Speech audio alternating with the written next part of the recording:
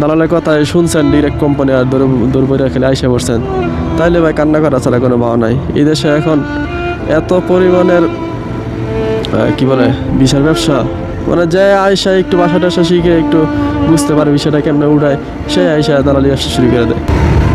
এখন ভাই দেখে শুনে আসেন, কারণ এই দেশে আইসা ভাই আপনি এই যে দেশে থেকে আমরা অনেকে চিন্তা করি আগে বিদেশ যাইয়া নেই, তারপরে মাগার গোষ্ঠী মাইরে দিব একটা না একটা কিছু করবো।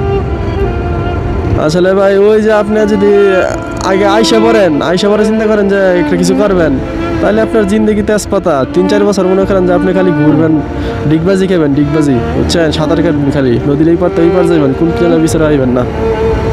ঠিক আছে, এই জন্য বলতেছি যে আগে দেখে শুনে ভালো কোম্পানি দেখে আপনার আত্মীয় স্বজন যদি হয় যে হয় আমার বিশ্বস্ত অনেক, কথা মতো সব কিছু ঠিকঠাক, তাইলে আসেন। আর নাইলে বা আসা দরকার নাই।